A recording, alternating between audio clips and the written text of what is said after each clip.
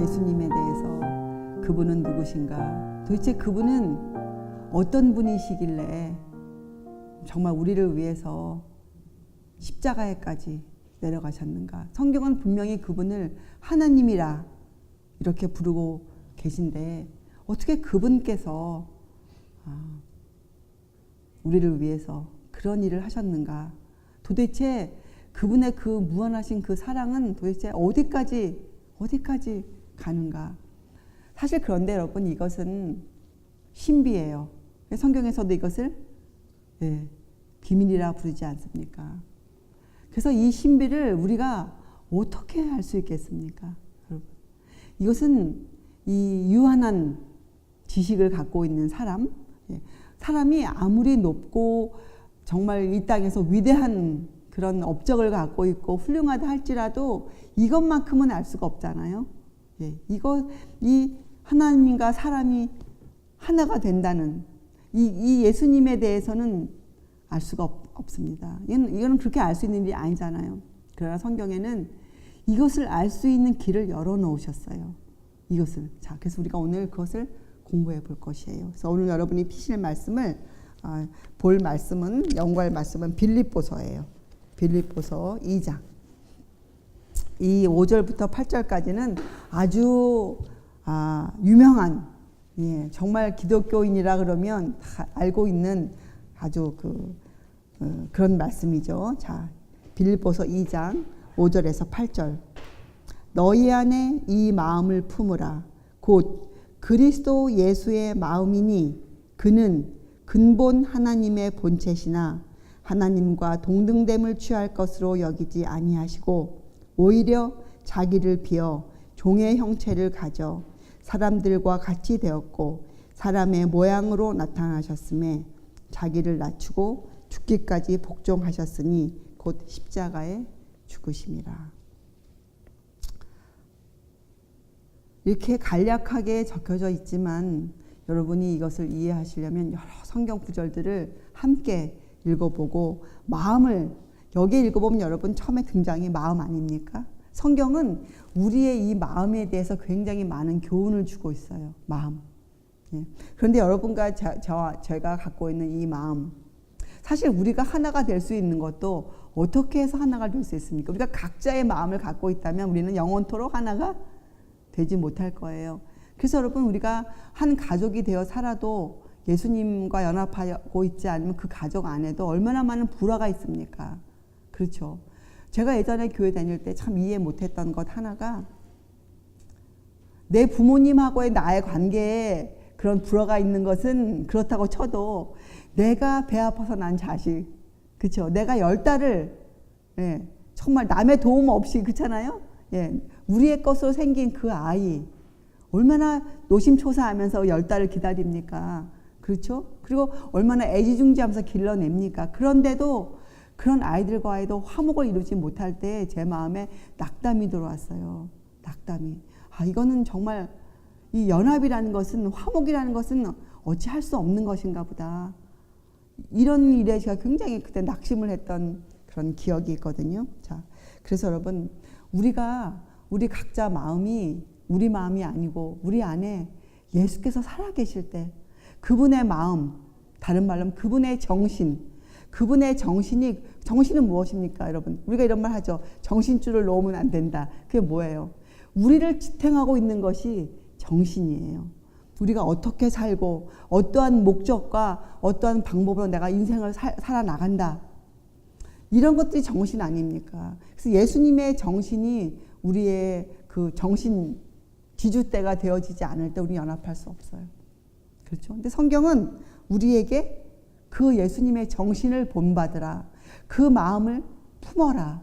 이렇게 말을 해요. 그런데 그 예수님을 소개하기를 그는 근본, 그러니까 예수님의 근본. 여러분 이 속성이란 것은 어떻게 버릴 수가 없는 거예요. 속성. 그래서 예수님은 이 땅에 사람으로 오셔서 사람 사셨지만 그분의 속성, 그분이 원래 갖고 있었던 것은 근본 하나님의 뭐예요? 본체. 하나님이세요. 하나님. 그리고 그런데 그분께서 그 하나님으로서의 누리셔야 될 그 권위, 영광, 그런 능력, 이런 모든 것들을 어떻게 해요? 취할 것으로 여기지 아니하시고, 그러니까 이건 무슨 말이에요? 하늘에 놔두시고 정말 사람으로 이 땅에 오셨어요. 근데 거기서 그냥 오신 것이 아니고 오히려 자기를 비어 종의 형체를 종은 무엇 하는 사람들입니까? 종은 남을 섬겨주는 사람 아닙니까? 종의 형체를 가져 사람들과 같이 되었고 사람의 모양으로 나타나셨음에, 또 한 곳에서는 이렇게 얘기하죠. 우리와 같은 모양으로 예수께서 태어나셨다고. 성경에는 우리가 공부했지만 예수님의 어린 시절이 적혀 있지 않습니까? 그분이 사람으로 오셔서 그냥 사람이 되신 것이 아니고 우리가 엄마 배에서 태어나서 자라는 똑같은 과정을 거쳐서 그분이 뭐라고 나와요? 그 아이가 그 키와 지혜가 자라며 강하여지며 그렇게 예수님께서 나타나셨다고 성경이 표현하고 있지 않습니까? 또 거기서 끝내지 아니하시고 어떻게 해요? 자기를 낮추시고, 이건 뭐에 낮추셨다는 것은, 여러분 예수님께서 이 땅에 오실 때 하나님으로서의 권위와 영광을 두고 오실 수 있으세요. 그래서 그분은 이렇게 말씀하죠. 나는 내 생명을 버릴 권세도 있고 버린 것을 다시 취할 권세도 있느니라. 그것은 그분의 속성이세요. 그분의 근본이세요. 그렇죠? 그런데 그분이 그거를 사용하시지 않으셨잖아요. 그분께서 낮추어서 오셨어요. 그 낮추었던 건 뭡니까? 그분이 이 땅에 오실 때 이 땅에 있는 사람들 중에도 다른 사람과는 달리 특별히 좋은 환경과 좋은 것을 갖고 태어난 사람들이 분명히 있어요. 그렇잖아요. 근데 예수님께서는 이 땅에 오실 때 부유한 환경이나 아니면 위대한 그런 것을 전혀 갖고 오시지 않았어요. 도리어 예수님의 그 외양이 성경에 뭐라고 표현되어 있습니까? 굉장히 낮은 수준으로 표현되어 있지 않습니까? 예수님의 그 모양새가. 그죠? 사람에게 버림받은 그런 모양으로 적혀져 있잖아요. 자, 그런데 예수님이 이 땅에 오실 때 이 다른 사람에게 좀 주의를 끌만한, 이목을 끌만한, 다른 사람이 보고 저 사람 사귀어보지도 않고 나 저 사람 마음에 든다, 사귀고 싶다, 이렇게 줄 수 있을 만한 어떤 것도 갖고 오시지 않으셨어요. 외모나 아니면 명성이나 아니면 그 자질이나 모든 면에서 아무것도 갖고 오시지 않으셨어요. 그죠? 그런데 거기에는 분명히 이유가 있으죠. 목적이 있었죠, 예수님께서. 자, 그리고 그 다음에 또 이렇게 말씀하죠. 죽기까지 복종하셨으니. 그러니까 예수님은 이 하나님 아버지의 뜻, 성경에 기록된 그 일을 그대로 이루셨어요. 자, 그것이 바로 곧 십자가의 죽으심이라. 이렇게 예수님에 대해서 빌립보서에 사도 바울이 적어 놓았어요. 그죠? 자, 여러분, 예수님께서 갖고 계시는 그 매력, 왜 그 예수님 당시에도 예수님에게서 전혀 그들이 배운 대로의 어떤 그런 지도자의 모습이나 메시아의 모습이 전혀 없었음에도 불구하고 어떻게 예수님의 제자들이 그렇게 예수님을 따를 수 있었을까요? 또 예수님께서 말씀을 전하시면 어떻게 많은 사람들이 그 말씀에 감동을 받을 수 있었을까요? 예수께서 갖고 계신 것, 여러분 지금 우리가 오늘 공부했지만 예수님은 외모나 환경이나 또 굉장히 가난한 가정에 태어나셨잖아요. 가난 정도도 굉장히 가난한 가정에 태어났어요. 태어나신 동네도 어디입니까? 태어난 건 베들레헴이지만 자란 곳이 어디예요? 나사렛. 나사렛은 어떤 곳입니까? 아주 천한 사람들이 살고 있는 동네 나사렛. 강남구 서초동이 아니고 한국으로 치면 동두천 이런 데에 태어나셨어요. 왜요? 이 나사렛은 어떤 사람들이 많았습니까? 로마의 그 주둔한 군병들이 많이 살고 있었어요. 그 나사렛이. 그런 동네 갈릴리에서 태어나셨어요. 예수님께서. 자, 그렇다면 이것은 도대체 우리에게 무엇을 알려주고 있는 건가? 무엇? 예수님의 사람 된 그 부분에서 우리에게 뭘 알려주는 건가? 여러분, 예수님은 우리들이 예수님을 따를 때 예수님의 그런 어떤 그 왕다운 모습이나 예수께서 갖고 계신 어떤 능력, 예수께서 보여주는 어떤 그런 카리스마, 이런 것 때문에 우리가 주님을 따르기를 원치 않으세요. 네. 그래서 예수님은 어떤 모범을 보이셨는가? 우리가 하늘을 얻기를 원할 때 우리의 동기가 순수해야 돼요. 우리가 나 저 교회 다니고 싶다 할 때 그 마음이 순수해야 돼요. 우리가. 왜요? 어떤 것을 보고 그 교회를 가고 싶어야 합니까? 예, 그 교회가 진리가 기둥과 토로 세워져 있는 것을 보았을 때, 나 정말 말씀을 연구하고 싶다. 나 정말 저 교회 통해서 내가 그리스도의 그 교육을 좀 받고 싶다. 이거 하나 때문에 우리가 교회를 선택할 수 있어야 돼요. 교회가 보여주는 외양이나 그 교회 목사님이 갖고 있는 인간적인 카리스마나 이런 것이 절대로 아니에요.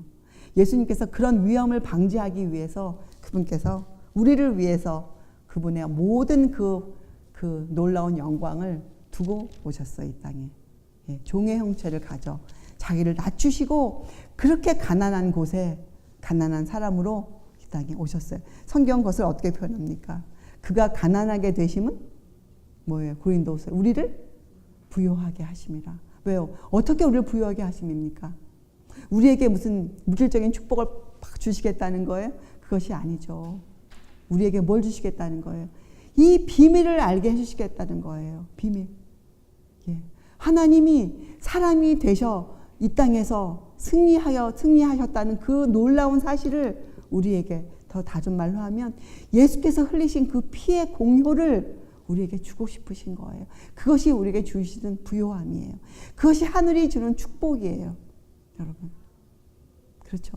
그래서 요한복음 10장에 이런 글이 있죠. 도적이 오는 것은 도적질하고 죽이고 멸망시키려는 것뿐이요. 내가 온 것은 양으로 생명을 얻게 하고 더 풍성히 얻게 하려 함이라. 여러분, 주님은 우리를 영원히 살게 하여 주시는, 근데 그게 그냥 생명만, 이 땅에서 그냥 어떤 생명만 주시는 것이 아니고 더 풍성히, 어떻게 해요? 그리스도에 측량할 수 없는 풍성을 주시는 거예요. 그런데 에베소서에 이렇게 나와 있어요. 3장 8절과 9절. 이 측량할 수 없는 그리스도의 풍성이 무엇이냐? 영원부터 만물을 창조하신 하나님 속에 감추었던 비밀의 경륜이 어떠한 것을 드러내게 하려 하심이라. 바로 이것이 풍성함이에요. 비밀의 경륜, 성육신의 비밀을 우리에게 알게 하려 하심이에요. 자, 그런데 또 요한복음 10장 27절에 이렇게 적혀져 있습니다. 내 양은 내 음성을 들으며 나는 저희를 알며 저희는 나를 따르느니라. 여러분, 우리가 이 생명을 풍성히 얻는 증거가 무엇이냐? 우리가 성육신의 비밀을 나는 비밀을 맡은 자다. 나는 이 비밀을 드디어 알게 되었다 하는 그것을 어떻게 우리가 증명할 수 있는가? 이렇게 나와 있잖아요. 예수님은 우리를 알며 우리는 그분을 따르느니라. 우리가 주님을 따를 수 있어야 돼요. 우리가 주님을 따르며 살 때 우리가 생명을 풍성히 얻은 줄 우리가 아는 것이에요. 자, 그래서 우리가 어떻게 그분을, 그 신비를 우리가 어떻게 알 수 있는가? 바로 그분이시구나. 하나님은 한 분이시오. 하나님과 사람 사이에 중보도 한 분이시니 곧 사람이신 그리스도 예수라. 바로 그분이시야. 나의 구세주시야. 나의 창조주이시다. 우리가 이것을 어떻게 압니까? 성경은 분명히 이것은 비밀이기 때문에 이 유한한 우리의 머리로는 이것을 측량할 수도 없고 이해할 수도 없다고 밝혔어요. 그런데 우리가 어떻게 우리의 마음이 이것을 알고 그 마음을 품을 수 있겠습니까? 어떻게 해요? 자, 베드로 선생님이 이렇게 얘기하죠. 베드로후서에 너희가 어떠한 사람이 되어야 마땅하뇨. 여러분, 그 사람이 어떠하다를 우리가 어떻게 알 수 있습니까? 그 사람이 갖고 있는 직업, 그 사람이 말하는 태도, 그 사람의 가정 환경, 그 사람의 배경, 그 사람의 학벌, 뭐 여러 가지를 다 통틀어서 그 사람을 알겠지만 가장 그 사람이 어떠하다를 알 수 있는 건 뭐예요? 그 사람의 성격 아닙니까? 그 사람의 성격, 그 사람의 품성을 통해서 우리가 그 사람을 알 수 있지 않습니까? 우리가 예수의 마음을 저 사람이 가졌는지 혹 내가 그 마음이 없는지를 어떻게 알 수 있는가? 내가 어떠한 품성을 가진 사람이냐에 따라서 우리가 그것이 드러나는 것이잖아요. 그래서 베드로후서에 그렇게 말씀하신 다음에 너희가 어떠한 사람이 되어야 마땅하뇨 하고 그 답으로 이렇게 적으셨어요. 거룩한 행실과 경건함으로 하나님의 날이 임하기를 바라보고 간절히 사모하라. 그래서 우리가 이 어떠한 사람이 된다는 것은 우리가 어떻게 해야 돼요? 우리에게 거룩한 행실과 경건함이 우리에게 드러나야 우리가 정말 주님을 따르는 자로 우리가 그렇게 인정을 받을 수 있는 거 아닙니까? 그죠? 거룩한 행실과 경건함. 자, 그런데 또 에베소서에는 우리에게 이런 교훈을 주세요. 이제 우리가 할 일은 우리가 그래서 주님이 그 비밀을 정말 알고 싶다. 그래서 우리가 정말 겸손한 마음으로 우리가 정말 나는 저것에 대해서 모른다. 정말 이것이 가장 중요한 성경의 주제고 내가 이것을 꼭 알아야겠다. 성육신의 비밀에 대해서. 그렇게 우리가 겸손하고 또 정말 그 간절한 마음으로 성경을 펴면 어떻게 우리를 가르쳐 주신다고 성경 약속해 주셨어요. 자, 그 에베소서에 이렇게 나와 있어요. 오직 4장 15절에 오직 사랑 안에서 참된 것을 하여 범사에 그에게까지 잘할지라. 그러니까 우리가 할 일은 뭐예요? 주님의 사랑을 배우면서 그 안에서 참된 것을 하여 우리가 어떻게 해야 돼요? 예수님처럼 자라가야 돼요. 그 키와 그 지혜가 자라가시더라. 그렇죠? 커가시더라. 우리가 성장해야 되는 거예요. 주님 안에서. 그렇죠? 그는 머리니 곧 그리스도라. 자, 그래서 여러분 우리가 아까 읽은 베드로 후서와 에베소를 같이 읽어보면 우리가 주님 안에서 할 수 있는 참된 일은 뭡니까? 바로 거룩한 행실과 경건함이에요. 자, 그런데 우리가 이제 주님의 매력도 발견했고, 그래서 이 주님이 갖고 계신 매력은 무엇이었다는 거예요? 그 매력은 인간적인 카리스마도 아니었어요. 또 예수께서 부변이 좋으셔서 하시는 그런 말씀도 아니었어요. 그렇죠? 그분의 행색도 아니었어요. 그분이 갖고 계신 배경도 아니에요. 그분은 랍비 학교 나오시지 않으셨어요. 아무런 족보가 없으셨어요. 그분께서는. 그렇죠? 그런데 그 제자들이 그분을 보고 고백하고 그분을 따라간 그 이유가 뭡니까? 또 우리는 무엇을 알아야 발견해야 그분에게서 우리가 그분을 따라가야 합니까? 무엇을 보고? 바로 그분의 온유하고 겸손하신 그분의 그 품성이었어요. 그 온유함 가운데에서도 어떻게 해요? 하늘의 보좌를 확 붙드시는 그분의 겸손함, 그렇죠? 그분의 충성심, 그분의 그 온유하지만 그분의 그 단호하심, 그런 그 앞에서 사람들이 입을 다물었어요. 그렇죠? 자, 바로 그분이 갖고 계신 그 탁월한 품성, 세상 어느 인간에게서도 발견되지 않는 그분만이 갖고 계신 그분의 품성, 그분을 알고자 하면 누구나 찾을 수 있는 그분의 그 품성, 그것이 그분의 향내, 그분의 아름다움, 그렇죠? 그분의 개인적인 매력이었어요. 그것이. 그래서 그분께서는 지금의 우리들도 그분에게서 이 매력을 찾게 되기를 바라요. 그분의 이 향기를 우리가 맡게 되기를 바라요. 그분께서. 그래서 지금도 쉼없이 우리에게 성경을 통해 말씀하시고 우리에게 이것을 가르치지 않습니까? 자, 사실은 우리가 어떠한 사람이 되어야 마땅하뇨? 이렇게 물어보시잖아요, 우리에게. 성경이 우리에게, 또 베드로 선생님이 우리에게 그런 교훈을 주시잖아요. 자, 그러면 우리가 어떠한 사람이 된다. 어떠한 사람? 이렇게 어떠한 사람이 된다는 이것은 우리가 어떻게 해야 그 어떠한 사람이 될 수 있습니까? 우리가 어떻게 해야 그 어떠한 사람이 될 수 있습니까? 우리가 읽었잖아요, 에베소서에서. 우리가 주님의 사랑 안에서 참된 것을 하여 우리가 자라가야 우리가 그 사람이 될 수 있는데, 바로 이 사람이 될 수 있는 이것을 통해서 우리가 그 성육신의 신비를 마음에 받을 수가 있어요. 우리의 이 지식으로는, 우리가 그런 마음 없이 성경을 아무리 읽어도 우리가 이것을 지식으로는 알 수 있겠지만 글로는, 그러나 우리의 마음이 그 신비를 깨닫지는 못해요. 우리의 마음이 우리의 마음이 감동을 받지는 못해요. 여러분, 우리의 혼이 감동을 받는 것과 우리의 영이 감동을 받는 것은 차원이 다르죠. 그렇죠? 허물로 죽은 우리의 영이 예, 이 감동으로 말미암아 우리의 영이 깨어나는 것, 예, 이것은 우리 혼이 깨어나는 것과는 좀 다르지 않습니까? 근데 우리가 어떻게 이렇게 감동을 받을 수 있냔 말이에요. 우리의 영이. 그래서 우리가 어떻게 그 사람, 예수님이 말씀하시는 그 거룩한 행실과 경건한 사람이 될 수 있냔 말이에요. 우리가 어떻게. 성경에 이렇게 얘기하죠. 같은 베드로후서에. 우리에게 어떤 특권이 있는가? 우리가 주님을 그렇게 믿으면 우리가 시대의 성품에 참여할 수 있도다. 이렇게 우리를 가르치세요. 자, 신의 성품. 그러니까 누구의 성품이에요, 이것은? 예수님의 성품 아닙니까?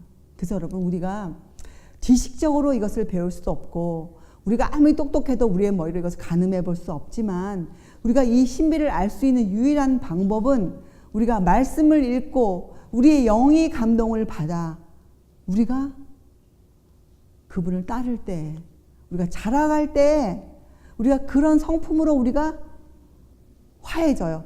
우리가 어떻게 돼요? 예, 우리가 어떻게 됐나요? 우리가 새 사람이 되잖아요. 우리가 죄를 승리한 사람이 되잖아요. 그때야 비로소 우리가 그 신비, 왜 우리가 어떻게 알게 됩니까? 나 같은 사람이, 나 같은 죄인이, 아, 내가 이것을 할 수 있네.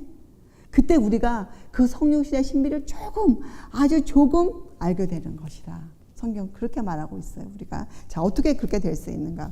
그래서 여러분, 이것이 왜 신비냐? 이것이 얼마나 큰 신비냐면 여러분, 하늘에 있는 천사들도 이것을 살펴보기를 원해요.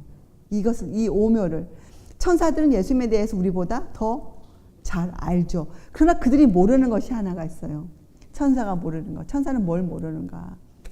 천사들의 그 두뇌로는, 지식으로는 이해 안 가는 것이 뭐냐? 그들에게도 예수님은 주님이시잖아요. 우리 주님, 그들의 주님이 정말 주님이신데, 저분은 하늘의 임금이신데, 저분은 극도로 죄를 미워하시는데, 죄를 미워하시는 저분이 어떻게 저렇게 죄인들을 진심으로 사랑하실 수 있는가? 어떻게 저분이, 하늘의 임금이 저렇게 순수하고 순결하신 저분이 저렇게 극악한 죄인들과 함께 먹고 마시며 저렇게 즐거워하며 저들을 사랑하며 실제로 사실 수 있는가? 천사들은 이걸 이해할 수가 없어요. 천사들은 주님께서 십자가에 돌아가셨을 때 그들은 경험하지 못했지만 그들은 그것을 인정했어요. 우리 하늘의 왕께서 정말 저 인간들을, 저 죄인들을 정말 사랑하시는구나. 그 사랑을 그들이 인정하게 되었어요. 십자가에서. 여러분, 십자가는 우리에게만 중요한 것이 아니에요. 십자가는 온 우주에, 특별히 천사들에게, 하늘에서 반역을 일으켰던 경험이 있었던 그 천사들에게 이 십자가는 너무나도 중요한 것이었어요. 십자가. 천사들은 우리를 통해서 그 신비를 좀 배우고 싶어요. 성경에 보면 우리 곁에 누가 있다고 나옵니까? 우리를 보호해주는 천사들이 있어요. 그 천사들은 우리와 함께, 지금 우리 눈에 안 보이지만 우리와 함께 우리의 생애를 같이 걸어요. 그렇게 같이 걸으면서 우리를 통해서 뭘 배우고 싶어 한 거예요? 신의 성품에 참여하는 특권을 함께 맛보고 싶은 거예요. 이 천사들은. 여러분, 그런데 여러분과 제가 우리 자신이 이 특권을 놓치면 얼마나 억울합니까? 얼마나 억울합니까? 이 특권이. 얼마나 귀한 특권인지 몰라요. 우리에게. 그렇죠? 내 양은 내 음성을 들으며 나는 저희를 알며 저희는 나를 따르느니라. 그래서 여러분, 우리가 여러분 인생에서 가장 깊이 여러분이 마음을 쓰고 드리고 정말 온 마음과 목숨과 마음을 다해 연구해야 할 문제가 한 가지가 있어요. 이거 외에는 없어요. 이게 무엇입니까? 여러분이 이 땅에서 더 잘 먹고 잘 살기 위해서, 여러분, 우리가 만약 그런 것들에 마음을 두고 있다는 것은 여러분, 우리가 하늘을 사모하지 않는다는 또 하나의 증거예요. 여러분, 하늘을 사모하는 사람들은 어떻습니까? 이 땅에서 더 있기가 싫죠. 사실은. 그죠? 그래서 이 땅의 것을 구하지 않아요. 네. 하늘의 것을 구하죠. 그것이 주님을 사모하는 자의 진실한 마음 아니겠습니까? 그래서 여러분이 인생에서 가장 깊이 연구해 보아야 할 문제가 있다면 그것은 곧 뭐예요? 예, 바로 이 비밀의 경륜, 성육신이에요. 하나님께서 사람으로 이 땅에 오신 것. 예수님의 신성과 인성. 그렇죠? 이 문제가 우리가 가장 깊이 연구해야 보아야 할 문제인데 왜 그럴까요, 여러분? 또 왜 그렇습니까? 이 성육신의 신비는 큰 보화를 갖고 있는 밭이에요. 우리가 이 빛을 알고 연구하면 할수록 여러분 우리가 무엇을 캐낼 수 있을까요? 원석. 예, 원석. 예. 정말 세상에서 우주에서 가장 큰 보석 주님을 캐낼 수가 있어요. 우리가 주님과 하나가 될 수가 있어요. 하나님과의 화목을 이룰 수가 있어요.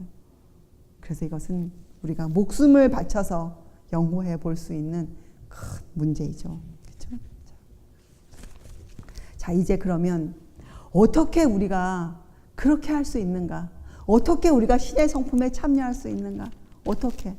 또 우리가 어떻게 성경을 읽고 이 밭에서 그 보화를 찾을 수 있겠는가? 어떻게? 자, 여러분, 우리가 이 성경을 읽을 때 말이에요.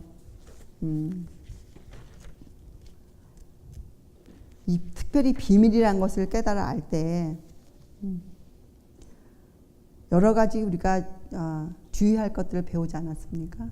우리가 첫째는 어떻게 해야 됩니까? 우리 발에서 신을 벗어야 하죠. 우리가 정말 이 배우는 자의 겸손함이 있어야 돼요. 겸손함. 그리고 정말 더 중요한 것은 우리 마음이 통회하는 자가 되어야 되거든요. 근데 여러분 우리가 이 통회를 하려면 우리가 뭘 알아야 됩니까? 그렇죠. 우리가 죄를 모르면 우리가 통회하는 마음이 들지 않아요. 그러니까 우리가 통회하는 자의 마음이 안 되면 이 성육신이라는 이 문제를 연구해 볼 수가 없어요. 연구해 보아야 우리가 알 수 있는 문제가 아니기 때문에 그래요. 그렇죠. 자, 우리가 어떻게 하면 이 통회하는 자가 될 수 있습니까? 여러분, 우리가 누구의 도움을 받아야만 됩니까? 그렇죠. 여러분과 저는 우리의 안목으로는 우리 아무리 높은 지식, 공부를 아무리 많이 하고 신학교를 아무리 몇 개를 졸업하고 지식이 많아도 우리가 이 성육신의 말씀만큼은 이 성경 말씀만큼 우리가 우리의 눈으로 읽을 수가 없는 글이에요. 이것은 우리가 누구의 도움이 필요합니까? 예, 보혜사 성령의 도움이 필요해요. 보혜사 성령. 자, 마태복음 7장 6절에서 12절에 이런 말씀이 있죠. 거룩한 것을 개에게 주지 말며 너희 진주를 돼지 앞에 던지지 말라. 저희가 그것을 발로 밟고 돌이켜 너희를 찢어 상할까 염려하라. 구하라. 그러면 너희에게 주실 것이요. 찾으라. 그러면 찾을 것이요. 문을 두드리라. 그러면 너희에게 열릴 것이니 구하는 이마다 얻을 것이요. 찾는 이가 찾을 것이요. 두드리는 이에게 열릴 것이니라. 이렇게 설명하면서 그 후에 이런 말이 나오죠. 너희 중에 누가 좋은 것을 달라 하면 너희 중에 아들도 너희 아비도 아들에게 그렇게 안 하는데 하물며 하늘에 계신 아버지께서 주시지 않으시겠느냐 이렇게 말씀하는데 누가복음의 말씀을 11장 13절에 너희 천부께서 구하는 자에게 성령을 주시지 않겠느냐 이렇게 말씀을 하세요. 그래서 여러분 우리가 이 성육신의 연구를 할 때에는 이것을 사람에게 의뢰해서는 안 돼요. 성령에 관한 연구를 할 때 이것을 어떤 사람에게 또 어떻게 멋있어 보이는 거룩해 보이는 어떤 사람에게는 절대로 이것을 의탁해서는 안 돼요. 이 말씀은 우리가 어떻게 읽어야 됩니까? 성령의 인도하심으로 읽어야 돼요. 여러분이 성령의 인도하심을 얻기 위해서 어떤 말씀들을 연구해야 한다고 우리가 배웠습니까? 어느 책에 어느 절들을 연구해야 된다고 배웠습니까? 그렇죠. 요한복음 14장, 15장, 16장. 이 석장을 잘 연구해 보면 성령에 대해서 우리가 명백하게 알 수 있어요. 성령에 대해서. 그렇죠? 자, 그래서 여러분 우리는 이 성육신의 연구를 할 때에는 성령의 도움을 100% 그분의 도움을 받아야만 우리가 성공할 수 있습니다. 그렇죠? 자, 그래서 우리가 아까 읽은 에베소 4장 15절 오직 사랑 안에서 참된 것을 하여 이제 여러분 참된 것이 무엇인지 알았습니다. 거룩한 행실과 경건함이에요. 범사는 뭐예요? 여러 가지 우리의 생활 가운데서 아주 사소해 보이는 작은 생활에서도 범사에 그에게까지 잘할지라 그는 머리니 그리스도라. 자, 그런데 같은 장 에베소 4장 30절에 이렇게 적었어요. 하나님의 성령을 근심하게 하지 말라. 왜요? 그 안에서 너희가 구속의 날까지 인치심을 받았느니라. 이렇게 놀라운 말씀이 있어요. 자, 그러면 여러분 지금 이 시대가 무엇을 하는 시대라는 거예요? 성령께서 인을 치고 계시다는 거 아닙니까? 성령께서 구속의 날까지 지금 우리에게 누구에게? 이 말씀을 연구하는 자들에게 인을 치고 계시다는 거예요. 인을 치고 계시다는 거예요. 자, 그래서 여러분 우리가 성령의 축복에 관해서 아무리 많은 말을 하고 우리가 아무리 많이 생각을 한다 할지라도 우리가 성령을 받을 준비를 하지 않는다면 그 축복이 무슨 소용이 있겠어요, 여러분? 그렇죠? 우리는 먼저 뭘 해야 됩니까? 성령 받을 준비를 해야 돼요. 성경을 통해서 성령이 오시면 우리를 어디로 인도해 가시나 나와 있습니까? 진리 가운데로. 근데 그 진리의 내용이 나와 있죠. 뭐라고 나와 있습니까? 성령이 오시면 우리에게 뭘 맨 먼저 가르친다 나오세요. 네, 죄. 여러분 이 시대에는 우리가 이 죄에 대해서 명백히 알고 있어야 돼요. 여러분 죄가 무엇입니까? 죄가 뭐예요? 죄는 이 하나님을 반대하는 정신, 하나님 나라의 기초가 되는 하나님의 법, 그 법을 반역하고자 하는 정신이 행동으로 표현된 것이 죄예요. 죄. 그렇죠, 죄. 그 죄는 먼저 마음에서 시작되죠. 마음에서, 생각에서. 그렇죠. 그것이 죄예요. 그래서 성령께서 오시면 무엇을 우리에게 지적하십니까? 우리의 마음에, 우리의 생각에 죄들을 떠올리세요. 그래서 우리로 하여금 회개케 하시죠. 회개케. 자, 그리고 우리에게 뭘 가르치세요? 의를 가르치세요. 의. 우리를 어떻게 하시는 거예요? 예수님 안에서 우리를 범사에 그에게까지 자라도록 우리를 성장시켜 주세요. 우리로 하여금 예수님의 그 향례를, 그 완전한 의의 아름다움을 계속 사모할 수 있도록 우리에게 의를 가르치세요. 그리고 또 한 가지를 가르치세요. 뭡니까? 심판을 가르치세요. 그래서 여러분 지금 우리가 살고 있는 이 시대는 심판하고 전혀 관계가 없는 시대가 아니고 심판하고 밀접한 관계가 있는 시대예요. 우리 시대는. 죄와 의와 심판에 대해서 지금 성령께서 여러분과 저의 마음을 인도해 가고 계세요. 자, 그래서 여러분 이 성령을 받을 준비. 그래서 성경에는요, 구약 성경에서부터 이 성령을 비로 상징해서 설명해 놓으셨어요. 비. 그렇죠? 하나님께서 우리에게 비를 주신다. 밭에 채소를 내기 위해서 비를 주신다. 구약 성경에도 곳곳에 이 비에 대해서. 그래서 우리에게 봄비를 구하라. 이렇게 말씀해서 봄비. 여러분, 이스라엘 백성의 봄비는 무엇을 상징합니까? 이스라엘 백성의 이 비는 시작이 가을비로 시작해요. 그들의 그 건기가 가을에 끝나고 우기가 가을에 10월에 시작하거든요. 그래서 이 봄비는 언제 내려요? 다 끈 추수가 무르익었을 때 마지막에 내리는 게 봄비예요. 그래서 봄비를 구하라. 장맛비를 주시겠다. 이런 말씀이 있어요. 그래서 봄비는 뭘 상징합니까? 우리에게 내리는 비 중에도 늦은 비를 상징하고 있잖아요. 여러분 지금은 정말 그야말로 인치심의 시대고 늦은 비를 우리가 구해야 되는 시대예요. 지금은 만약에 지금까지도 이른비에 대해서 알고 있지 못한 사람들, 아직도 지금까지 성육신에 대해서 들어본 적이 없는 사람들에게는 마땅히 이른비의 시대죠. 그들은 이른비를 구하는 은혜의 시대 맞아요. 그들에게는. 그러나 진리를 배우고 성경을 접하고 이런 것들을 배운 사람에게 지금은 무슨 시대예요? 인치시는 시대예요. 인치시는 시대. 그래서 지금 우리에게 뭐가 필요합니까? 늦은 비를 간구해야 돼요, 여러분. 성육신의 연구를 더 깊이 하면서, 모르는 사람은 지금 그것을 배우고자 해서 그것을 더 배워야 되고, 아는 사람도 그 깊이를 더해 가야 돼요. 그 성육신에 관한 깊이를 더욱더욱 깊이 해서 주님을 얼굴을 보고 맞댈 수 있도록 우리가 그분이시다, 그분이 재림하실 때 저분이시구나 하고 우리가 알 수 있도록 우리가 그분에 대해서 깊이 배워야 돼요. 왜 그렇습니까? 우리는 그분을 따르는 자들 아닙니까? 계시록에 이 마지막 시대의 사람을 뭐라고 표현했습니까? 예, 어린 양이 어디로 인도하든지 따르는 자, 이렇게 표현해 놓지 않았습니까? 어디로 인도하든지 따르는 자.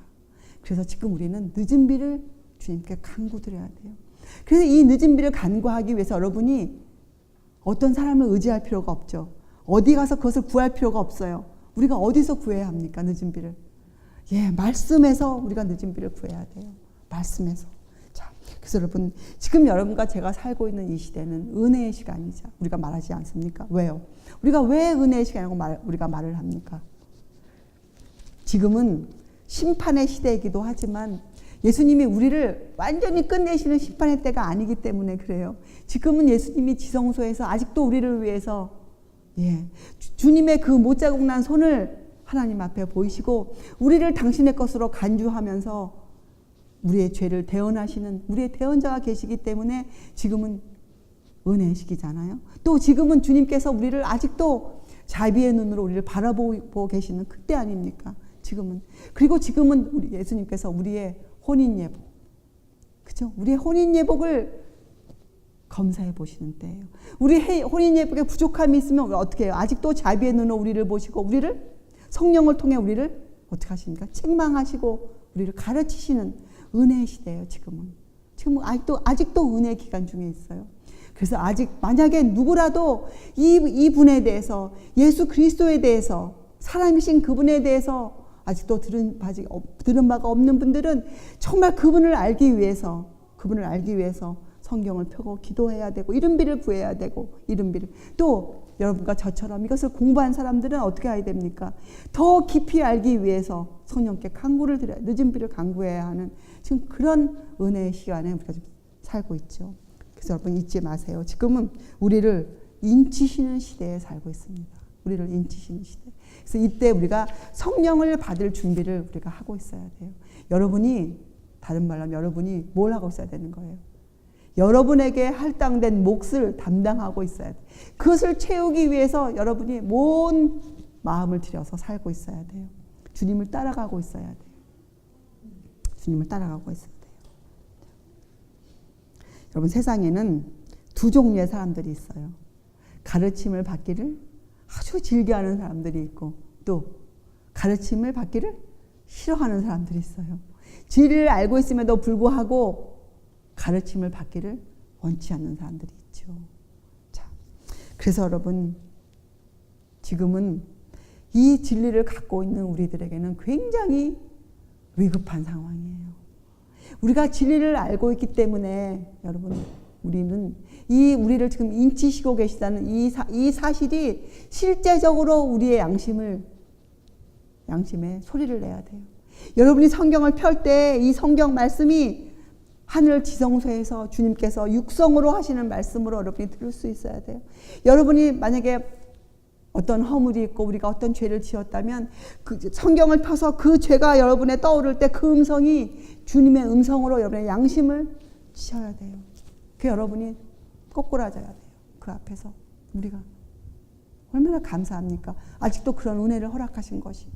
그렇죠? 우리가 만약에 그렇게 하고 있지 않다. 진리를 알고 있음에도 불구하고 우리의 죄가 드러날 때, 우리의 죄가 책망받을 때 그것을 그렇게 하고 싶어 하지 않는다. 진리를 따라 살고 싶어 하지 않는다. 범사에 그에게 자라기를 원치 않는다. 그렇게 하지 않는다. 말씀을 알면서도 그런 사람에게는 지금 어떤 일이 벌어지고 있다는 성경 말씀이에요. 인을 치고 있다는 건 무슨 뜻입니까? 인을 치고 있다는 것은, 그 인을 받지 못하는 사람들은 어떻게 된다는 거예요? 하나님께서 그 문을 닫으시는 거예요. 문을 닫으시는 때, 문이 닫히는 때예요. 아주 위급한 상황이 여러분과 저에게는. 그렇죠? 우리가 졸고 있을 때가 졸고 있을 수가 없는 때예요. 큰일 날 때예요, 여러분. 자, 끝으로 사단이 알고 있는 게 하나가 있어요. 사단이 오랜 경험으로 진리의 편에 서서 순결을 보존하는 그들은 마지막 때 하나님께서 그들을 지키신다. 그거 사단이 알고 있어요. 그렇죠. 그래서 사단은 지금 뭐 합니까? 사단이 하늘에서 떨어져서 내어 쫓길 때 사단은 분노하여 이 땅으로 왔잖아요. 자, 사단은 뭘 알고 있는가? 진리를 지키는 자들, 하나님의 계명과 예수 믿음을 지키는 자들은 하나님께서 그들을 보호하신다는 것을 알고 있어요. 그래서 사단은 성경에 뭐라고 표현되어 있습니까? 이 마지막 때에 택하신 자라도 그들을 미혹해 하려고 온갖 계책을 쓰고 있죠. 그래서 여러분이 이걸 알아야 돼요. 사단이 이 마지막 때에 쓰는 계책의 내용을 알고 있어야 돼요. 여러분, 아무것도 모르는데 어떻게 적을 대항합니까? 사단이 쓰는 계책은 뭔가? 바로 우리를 이 마지막 때에 우리를 꼴지어 놓는, 우리에게 이른 비와 늦은 비를 주시고자 하시는 이 성령에 대해서 잘못된 가르침을 주고 성령을 오해케 하고 성령의 능력을 잘못 이해시키는 것, 사람들에게 잘못 알려주는 것. 그래서 지금 얼마나 사람들이 성령을 오해하고 있습니까? 사람들이 성령을 간구하면서 이 땅의 것을 구해요. 성령은 이 땅하고 상관이 없으신 분이에요. 성령은 오시면 세 가지만 하신다고 나와 계세요. 뭡니까? 우리의 죄, 우리의 의, 우리의 심판에 대해서 우리를 가르치신다고 나와 있어요. 성령을 진실로 아는 자라면 어떻게 될까요? 죄에 대해서 굉장히 예민하죠. 또 의에 대해서 표준이 높아요.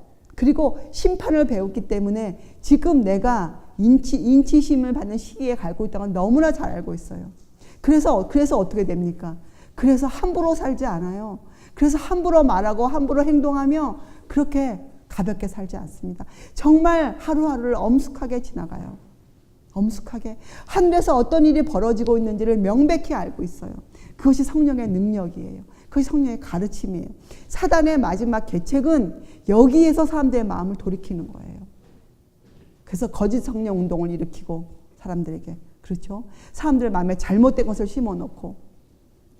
자, 그래서 여러분, 지금 여러분과 저에게는 영적 활동이 왕성해야 돼요. 우리는 지금. 여러분, 영적 활동이 뭐예요? 영적 활동. 영은 예수님의 말씀 아닙니까? 그래서 이것은 이 말씀을 알고자 하는 그 우리의 열성이 극도로 최고로 달하고 있어야 돼요. 자, 그분을 따르기로 결단해야 돼요. 그분을 따르기로. 그리고 매일의 생활에서 그분의 모본을 따라야 합니다. 매일의 생활에서. 어디까지? 그분을 위하여 고난을 받는 자리에까지 우리가 나가야 돼요. 여러분. 그렇죠? 그분을 위해 고난을 받을 수 있어야 돼요. 그분을 위하여 내 동기가 오해를 받을지라도 진리 편에 쓸 수 있어야 돼요. 내 동기가 오해를 받을지라도 죄를 죄라고 우리가 명백하게 고할 수 있어야 돼요. 마지막 시대에 이 하나님의 파수꾼들의 일이 무엇입니까? 그 집에, 야곱 집에 그 허물을 고하는 것이잖아요. 죄를 고할 수 있어야 돼요. 그래서 진리를 고하려면 어떤 사람이 되어야 됩니까? 그렇게 하는 사람은 성경 말씀에 하나도 빠짐없이 따르고 있어야 돼요. 그렇죠? 자, 그분의 생활 습관이 나의 생활 습관이 되어야 돼. 그분의 삶의 그 방식과 목적이 내 삶의 방식과 목적이 되어 있어야 해요. 지금 여러분, 우리가 2018년도도 이것을 이루기 위해서 표대를 향하여 달려나가야 돼요. 우리가. 그렇죠? 그래서 하늘에서 그분을 따르기를 원하는 자들은 지금 이 땅에서도 그분을 따르고 있어야 돼요. 그렇죠? 근데 이것이 우리가 그분을 따르는지 안 따르는지 어떻게 압니까? 성경은 이렇게 말하죠. 우리가 그 계명을 지키느냐 안 지키느냐로 우리가 알 수 있다고 나와요. 그렇죠? 그래서 여러분, 우리는 정말 이 계명을 지키는 문제에 있어서 하나님의 법대로 살아가는 이 삶에 있어서 변덕스럽거나, 그렇죠? 우리 참 변덕이 많아요.